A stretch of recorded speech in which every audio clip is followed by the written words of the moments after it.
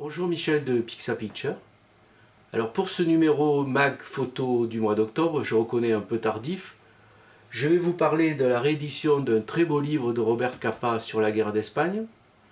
Je vais aussi vous parler des nouveautés des logiciels, puisqu'il semblerait que pour la fin de l'année, tous les éditeurs font feu de tout bois, que ce soit DX qui annonce une version 4 Lab, aussi Luminar qui annonce une nouvelle version, et surtout Photoshop 2021 où il y a des avancées et des choses assez extraordinaires, complètement dingues. Je vais aussi bien sûr regarder et analyser les photos que les photographes ont bien voulu m'envoyer. Voilà, à tout de suite, c'est parti.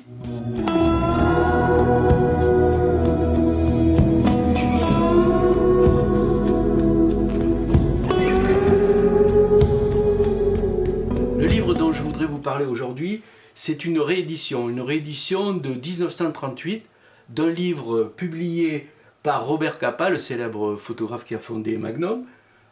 Cette réédition a été réalisée en recherchant les négatifs d'origine et en les rescannant.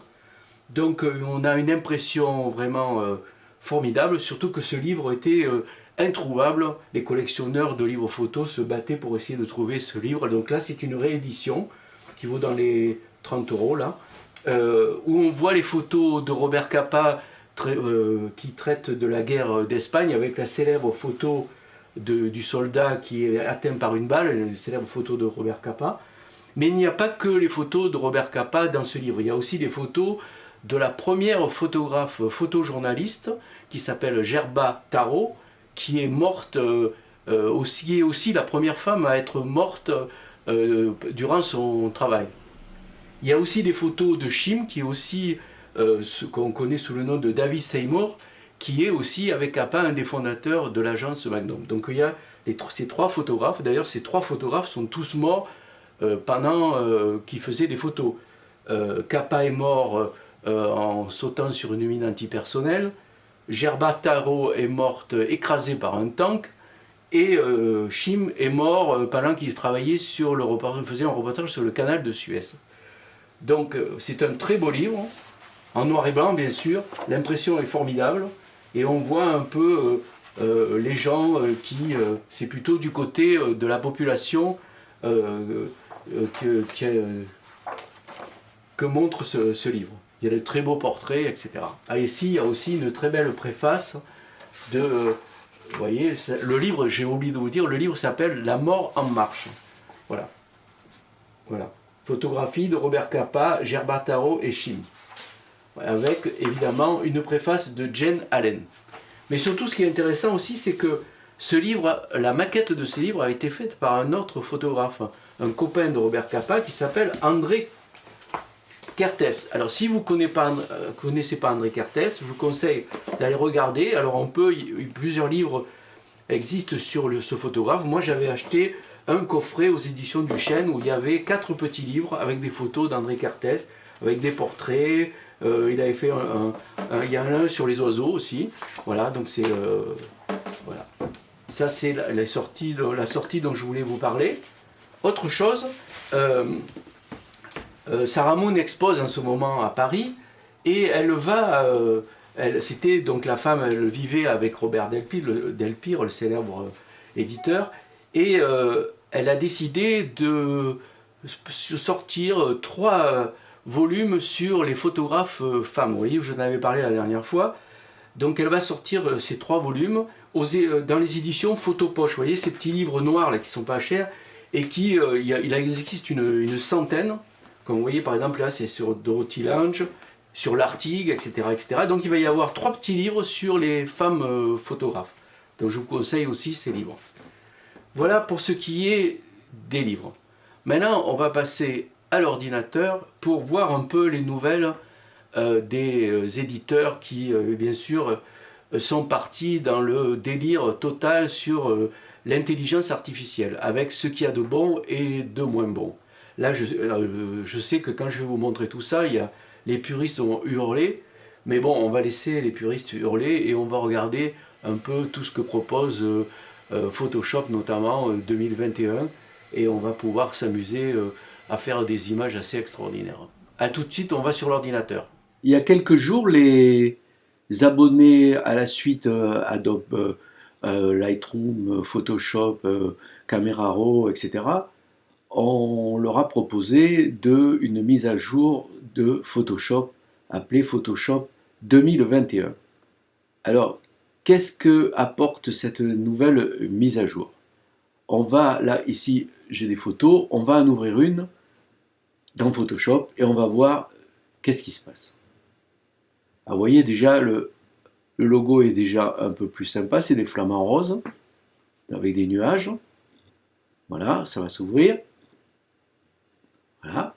Donc là, j'ai ouvert une image. Et qu'est-ce qu'il y a de nouveau dans Photoshop? Alors, si on va, il y a deux choses, il y a beaucoup de choses, mais il y a deux choses qui sont très importantes, donc je voudrais vous parler aujourd'hui, sans rentrer dans les détails. Vous avez un nouvel menu qui s'appelle Remplacement du ciel. Ça vous fait penser peut-être à Luminar, là, parce que c'est vrai que Luminar a un peu sûrement titillé Adobe avec ses remplacements de ciel extraordinaires.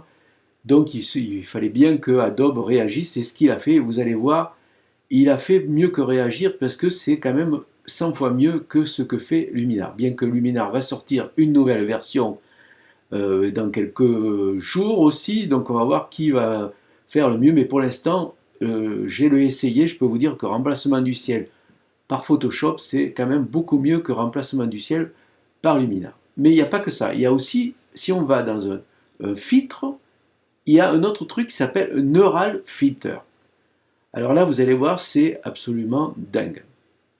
Alors, on va regarder ces deux nouveaux menus un peu plus en détail. Alors, par exemple, là, j'ai ouvert une photo avec une oie avec un ciel bleu. Donc, je vais voir ce qu'il fait si on fait remplacement du ciel. Donc, je clique sur remplacement du ciel, et voilà ce qui se passe.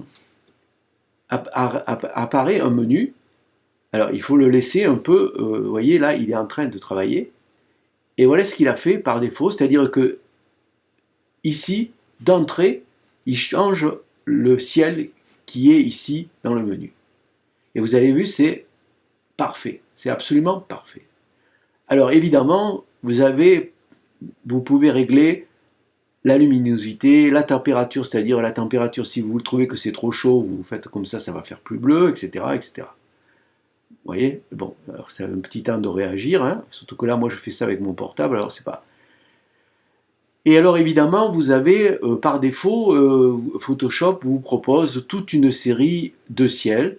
Alors, il y a les ciels bleus, vous voyez, il y en a plein, hop là. Bon, si je prends par exemple celui-là, vous cliquez dessus, et il va le changer. C'est assez instantané. Alors, après, vous avez les ciels bleus. Après, aussi, vous en avez d'autres. Spectaculaires. Alors, vous pouvez essayer celui-là, par exemple. Vous voyez, c'est... voilà. Alors, évidemment, vous pouvez... Parce que si tout le monde prend les couchers de soleil proposés par Photoshop, on va finir par tous avoir les mêmes fonds derrière. Donc évidemment, ce qu'on peut faire, c'est intégrer ses propres photos de ciel. Donc vous faites des photos de ciel, et puis ici, après, vous pouvez, soit déjà vous pouvez faire un truc, c'est ici, vous créez un groupe, comme là il y a marqué ciel bleu, spectaculaire, coucher de soleil. Alors vous pouvez créer un nom de groupe, mettons Pixatera par exemple, je ne vais pas le faire là. Et après, dans ce groupe, vous mettez vos photos de ciel. Alors si vous voulez pour aller chercher, vous avez fait des photos de ciel que vous avez mis quelque part dans votre ordi, vous faites plus, voilà, et puis vous cherchez dans l'image, j'ai dû le mettre par là, ciel, voilà, et j'ai plein de photos de ciel, et je peux mettre, par exemple, je vais prendre celui que j'ai piqué à Jean-Marc, et je fais ouvrir, voilà, alors il me demande de lui mettre un nom, donc je vais le laisser hein, et je fais OK. Et voilà, j'ai mis loi avec les photos du ciel de Jean-Marc. Alors vous voyez, c'est assez extraordinaire. Hein. Alors et bien sûr, vous pouvez, ici, vous avez plein vous pouvez décaler le contour, il y a plein de choses que vous pouvez faire, je vous laisse faire Alors, ce qui est intéressant, contrairement justement à Luminar, c'est que une fois que vous avez fait ça, ok, Luminar, vous étiez un peu coincé, c'est-à-dire il vous faisait le changement et puis après vous enregistrez la photo, C'est-à-dire il faisait un calque, mais vous ne voyez pas ce que ça faisait. Tandis que ici, vous voyez, sorti vers nouveau calque, vous faites OK, et voilà, vous avez ici, vous voyez, ici tout ce que Photoshop a fait. Ça c'est la photo, après il a commencé, voilà, tous les calques et tout ça. Et ce qui est intéressant, c'est que justement, vous pouvez, comme là par exemple, si je prends ici, vous voyez là, je vais cacher ça, qu'on va voir, voilà, vous voyez là, si à chaque calque, vous pouvez le modifier. C'est-à-dire que vous pouvez aller sur celui-là et modifier, par exemple, là, vous voyez, là, il a modifié la courbe, là, il a modifié autre chose, etc. etc. Donc, vous pouvez modifier, vous pouvez même enlever, par exemple, si vous voulez enlever ici cette partie, vous pouvez l'enlever. Je vais essayer de voir si je peux. Voilà. Et là, si je fais ça, avec peut-être ça, si je fais ça, il est long, mais il va le faire. Voilà, il enlève les choses que je veux pas. Voilà, par exemple. Voilà, vous voyez, il enlève les photos, la partie du ciel qui me plaît pas, je peux l'enlever. Voilà, hop. Alors que évidemment avec Luminar on ne peut pas faire ça. Alors une fois que vous êtes OK, vous faites calque, aplatir l'image et paf, vous avez la photo qui est avec son nouveau ciel de Jean-Marc. Alors voilà, donc ça c'est des premières nouveautés de Photoshop 2021 qui est vraiment assez extraordinaire. Donc si vous êtes abonné à Photoshop, je vous laisse vous amuser avec ce truc. Maintenant, on va fermer, je ne vais pas enregistrer, et on va faire autre chose. Je vais ouvrir une autre image. Je vais ouvrir cette image-là. Par exemple, celle-là. Vous voyez, c'est une image presque en noir et blanc. Et là, je vais aller dans l'autre nouveauté de Photoshop, c'est dans Filtre, je vais aller dans Neural Filter. Alors voilà, il a ouvert la photo, il a remarqué qu'il y avait un visage, alors il a mis un cadre dessus, ce qui lui permet ici, vous voyez, si on fait lissage de peau, on va pouvoir corriger un peu le portrait, soit en diminuant les rides, etc., en lissant, voilà. Alors il faut savoir que toutes ces modifications se font par l'intermédiaire du cloud. Alors je ne vais pas faire ça, parce que ça, on peut le faire avec le filtre fluidité, et puis bon, il y a d'autres choses, d'autres logiciels qui font ça aussi bien, mais par contre, vous allez voir quelque chose qui est assez, quand même, incroyable. C'est ici, tous ces filtres, et notamment, alors il y en a beaucoup, hein, notamment par exemple si vous avez une photo noir et blanc et que vous voulez la corriger, il faut cliquer ici. Alors vous voyez là ici, il est en train de travailler sur iCloud et il va la coloriser. Alors ça peut être, vous voyez, regardez comme c'est absolument dingue. Hein. Voilà. Ça c'est une des choses qu'il peut faire. Alors dernière chose, j'ai ouvert une autre photo, donc ça c'est un portrait de moi. Et là, vous allez voir, ici, vous avez des filtres qui vous permettent de faire des choses assez intéressantes. Notamment, ce qu'on appelle le portrait intelligent. Alors, vous voyez, il faut cliquer ici pour voir apparaître tous les menus. Donc, vous pouvez dire à la personne d'avoir une impression de bonheur, de surprise, de colère. Alors, par exemple, je vais faire colère, donc je clique sur colère, et je vais augmenter pour voir ce qu'il me fait. Vous voyez, alors toujours ici, là, vous voyez, il travaille dans le cloud. Alors des fois, c'est un peu long, mais il le fait. Voilà, on voit que je suis très en colère. Bon là, on peut couper. Alors ici, vous avez avant-après. Je ne l'ai pas fait. On va en faire. Alors ce qui vous permet aussi de tourner la tête à droite ou à gauche.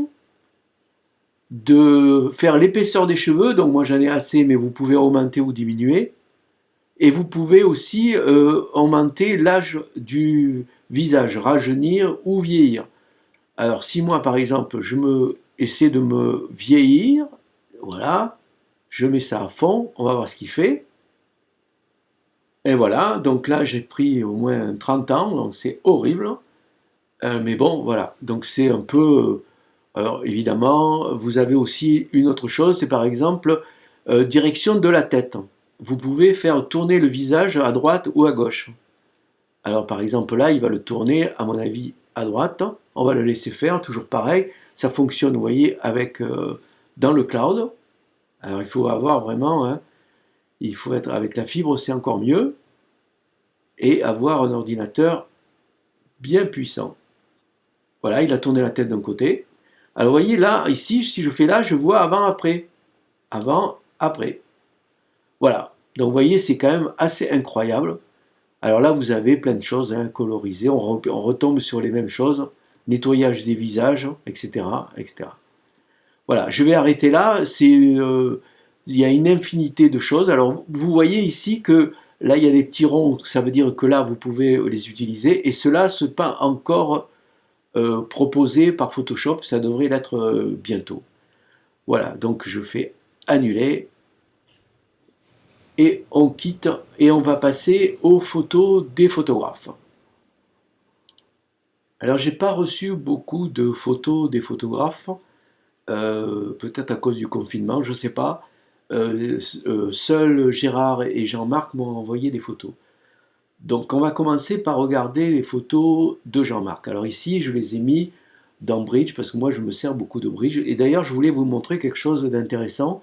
C'est quand vous avez mis toutes vos photos dans Bridge, si vous voulez un peu les regarder, vous sélectionnez tout, comme ça, vous voyez là. Et puis avec la touche commande euh, B ou CTRL B, vous faites ici et vous pouvez faire défiler toutes les photos que vous avez sélectionnées. Et alors si par exemple il y en a qui ne vous plaisent pas, vous ici, vous voyez, vous avez une flèche là et vous l'enlevez et ça n'enlève pas la photo, mais ça enlève de votre sélection et comme ça vous pouvez sélectionner et notamment ces magnifiques photos que Jean-Marc a fait de reflets dans l'eau que je trouve très sympa. Bon, celle-là, elle est un peu compliquée, mais on peut peut-être essayer de regarder. Voilà, et toujours, évidemment, Monsieur Ciel qui nous fait toujours des ciels formidables. Alors après, vous faites échapper pour là, et puis si vous voulez ouvrir une image, vous ouvrez une image. Alors par exemple, j'ai envie de regarder un peu cette image que je... Alors les images qu'a fait sont formidables, j'ai rien à redire sur les images d'eau, là c'est très sympa, c'est vraiment, j'adore ces photos. Alors j'ai envie de regarder un peu celle-là parce qu'elle me pose un peu problème, on ne voit pas très bien ce qui se passe. Il y a un bateau là, je ne sais pas. Alors ce que je vais là évidemment en cliquant dessus, il a lancé Photoshop. Donc je vais regarder que moi ce que je fais tout le temps, c'est que je vais dans filtre. Et là, vous voyez, j'ai filtre caméra raw. D'ailleurs, vous voyez, j'ai mis un truc rouge. Je vous expliquerai comment ça permet de me retrouver dans tous ces menus. C'est vrai que Photoshop, c'est l'usine à gaz. Donc j'aime bien essayer de savoir tout de suite ce que je me sers le plus souvent. Et donc, comme je me sers souvent du filtre caméra raw, je l'ai coloré en rouge. Donc je fais ça. Voilà, il va ouvrir caméra raw. Alors là, il me dit bienvenue dans Camera Raw 13 parce qu'évidemment, il y a eu une mise à jour il n'y a pas longtemps. Donc, je vais faire guide démarrage. Bon, voilà. Bon. Donc, il y a des nouveautés. Je regarderai ça plus tard. C'est toujours pareil. Hein, c'est avec la mise à jour qu'il y a eu de Photoshop 2021. Et il y a eu aussi une mise à jour de Lightroom, de Bridge et de Camera Raw permettant justement d'éditer des nouveaux boîtiers, notamment le nouveau Nikon R5 et R6, etc. Le nouveau Canon, pardon, R5 et R6. Donc vous voyez, la barque, elle est un peu perdue là. Alors si je lui dis de faire auto, qu'est-ce qu'il va faire? Il ne fait pas grand-chose. Bon, moi ce que je trouve ici, c'est un peu brûlé. Alors ce que je pourrais faire, c'est prendre ici ce menu, le filtre dégradé, et par exemple, baisser un peu l'exposition, et on va voir ce que ça donne si je le fais. Je trouve que c'est mieux, vous voyez, je trouve que c'est mieux. Voilà. Donc je fais OK. Voilà. Et puis peut-être revenir ici pour éclaircir un peu le bateau, la barque là, parce qu'on ne voit pas très bien ce que c'est. Alors, je fais refait filtre caméra raw, voilà, et je vais prendre cette fois la pipette, et là, ce que je vais faire, c'est que je vais augmenter l'exposition. Oula, là c'est très, très fort, donc je vais faire diminuer la taille. Voilà, je vais diminuer la taille, donc comme je disais, et là, je vais exposer un peu plus, par exemple 0,5. Et là, je vais passer, vous voyez là, j'éclaircis un peu, et donc voilà, bon, je trouve que c'est pas mal. Ici, là, je trouve pas, c'est pas top ça, mais bon, ouais, c'était pour vous montrer un peu ce qu'on peut faire. Voilà, voilà. Donc, vous voyez, la barque, elle apparaît un peu mieux. Je vais faire ne pas enregistrer. Voilà, ça, c'est les photos de Jean-Marc qui sont toujours très belles. On va regarder maintenant les photos que m'a envoyé Gérard. Alors, il est où Gérard? Il est ici. Voilà, donc Gérard, il m'a envoyé quelques photos. Alors, bon, il y en a, et c'est un peu, j'ai l'impression que, alors par exemple, l'oiseau, là, alors c'est toujours pareil, je vais les sélectionner toutes, et puis je vais faire CTRL B pour les regarder. Donc, vous voyez, celle-là, bon, il faudrait un peu éclaircir là. Celle-là, bon, je le trouve franchement qu'elle n'a aucun intérêt. Ça, c'est assez joli, mais c'est pas très, très, très, très piqué. Hein. C'est pas, ici, c'est flou, alors que la netteté, elle est là. Donc là, Gérard, là, il faut faire attention hein, à la mise au point. Hein. Là, c'est pareil, c'est pas très, très net. Celle-là, j'aime bien, hein, avec le champignon. Ça aussi, c'est assez sympa. Voilà, bon, et celle-là, bon, elle est floue. Bon, alors celle-là, par contre, là, franchement, là, entre les fils, il est très loin, l'oiseau. Hein, ouais. Il est pas très net. En plus, bon, les bon. Je vais pas critiquer, mais alors j'ai envie de vous montrer, par exemple, de prendre celle, vous voyez, on va regarder celle-là. Alors je quitte, je vais ouvrir celle-là pour vous montrer ce qu'on peut faire. Alors là, évidemment, c'est pas à la bonne, mais ça c'est pas grave. Alors qu'est-ce qui se passe? Si on regarde, on voit que, bon, le ciel il est blanc, alors là on va s'amuser, on va le changer, hein, avec maintenant soit soit Photoshop, soit Lumina, on va le faire avec Photoshop. Mais alors par contre, je trouve que là, il y a la tour, elle a un gros défaut, c'est qu'elle est penchée. Alors, ce que je vais faire ici, je vais utiliser, soit on utilise ici la règle, on fait comme ça, et on lui dit de faire droit, alors il va le faire, vous voyez, comme ça, désincliner le calque, voilà, il fait droit, ça c'est pas mal. Vous pouvez, alors je vais ne pas enregistrer, alors je vais recommencer, voilà, ok, on recommence. Voilà. Soit vous utilisez le Perspective Effect, qui est pas mal. Si vous avez la Nik Collection dans le Perspective Effect, on va le lancer. Voilà. Il va le faire. C'est toujours un peu plus long qu'avec. Voilà. Et là, vous allez lui demander de le faire en auto. Alors si je fais auto ici, voilà, il le fait. Et là, bon, l'avantage, c'est qu'il ne laisse pas de marge, mais il déforme un peu. Bon, ça, c'est à vous de voir. Alors, on va annuler, ne pas enregistrer, et on va, moi, je préfère faire ici avec la... Vous voyez, il suffit de mettre bien comme il faut. Voilà. Là, désincliner le calque. Voilà. Là. Après, ce que je fais, moi, on va regarder un peu. Voilà. Hop. Voilà. Allez, image recadrée. Voilà. Donc là, la tour, elle est droite et le ciel, il est blanc. Alors, qu'est-ce qu'on va faire? On va se servir de nouveaux remplacements du ciel. Et qu'est-ce qu'on va lui mettre? Ben là, par exemple, il a mis celui-là, il est en train de mouliner, là. Vous voyez, il faut le laisser faire. Voilà, il nous a mis un beau ciel. Alors, il peut mettre, vous mettez ce que vous voulez. Hein, on va faire spectaculaire. J'ai envie de voir ce que c'est, spectaculaire. Allez, on va lui mettre celui-là. Et voilà. Bon, là, c'est un peu... voilà. Alors, vous voyez, après, vous pouvez décaler le contour, vous pouvez faire affiner pas mal de trucs. La luminosité, vous pouvez éclaircir. Alors, vous voyez, voilà. Vous pouvez changer la température de couleur. Si vous trouvez que c'est trop bleu, vous mettez un peu plus chaud, voilà, etc., etc. Voilà. Et là, vous faites, vous voyez, nouveau calque, vous faites OK. Et là, vous voyez tout ce qu'il a fait, que Photoshop a fait, tous les calques qu'il a fait. Il en a fait plein, vous voyez. Voilà. La luminosité, vous pouvez la changer, voilà, il a tout. Et donc, vous pouvez évidemment, comme je vous ai dit tout à l'heure, modifier chaque masque de fusion, chaque calque. Après, une fois que si vous êtes d'accord, évidemment, si vous voulez, si vous le sauvegardez comme ça, il faut le sauvegarder format de Photoshop ou un type pour garder les calques, soit si vous voulez des JPEG, il va falloir aplatir l'image. Voilà. Alors là, évidemment, vous pouvez revenir en arrière et vous faites enregistrer et vous avez une belle image de Gérard avec un ciel de je sais plus qui, d'Adobe ou je sais pas quoi. Voilà. Voilà, le Mac d'octobre se termine. Je voudrais vous rappeler quelque chose de la discussion que nous avions souvent eue à propos des gens qui étaient réticents pour s'abonner pour l'achat de logiciels, notamment avec la suite Adobe. Certains préféraient acheter un logiciel d'un coup, ils payaient le logiciel et voilà, ils n'avaient pas à débourser comme là pour Adobe 12 € par mois tout le temps. À mon avis, c'est un très mauvais calcul parce que si on regarde ce qui se passe en ce moment avec la course au logiciel tous les éditeurs se lancent dans l'intelligence artificielle.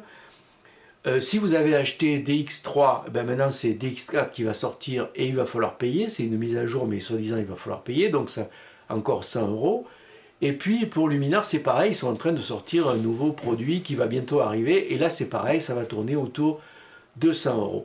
Donc il faut savoir que maintenant, vu les changements de plus en plus rapides de tous ces logiciels, ils sont très vite obsolètes et en général, ça ne tient pas plus d'un an. Au bout d'un an, ils sortent des nouvelles versions. Évidemment, ce n'est pas de mise à jour gratuite, hein, sauf la suite Adobe. Si vous avez la suite Adobe, moi j'ai la suite Adobe, je la paye, hein, et ben toujours pour 12 €, j'ai eu le nouveau Photoshop 2021, le nouveau Bridge, les deux nouveaux Lightroom et le nouveau Camera Raw qui me permet notamment, par exemple, si j'ai acheté les derniers Canon R5 et R6, de pouvoir traiter les fichiers nefs.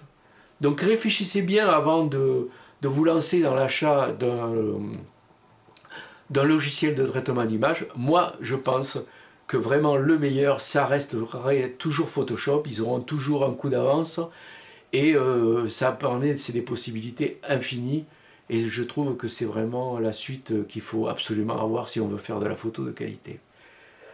Voilà, autre chose, une dernière chose, comme j'ai décidé de vous proposer toutes les formations que j'ai faites, qu'on peut télécharger en cliquant sur les liens qui apparaissent à la description, là, sur la description, de faire une réduction de 15% sur tous les logiciels pendant tout le mois de novembre. Pour cela, il suffit de cliquer sur les formations qui vous intéressent et de taper au moment de commander le code PIXA15 et vous aurez 15% de réduction sur tous les logiciels et ça jusque tout le mois de novembre. Voilà, j'espère que vous allez faire de très bonnes photos. On se revoit pour le mag de novembre en espérant que cette fois je m'y prendrai un peu plus tôt et surtout pensez à m'envoyer vos photos. À bientôt.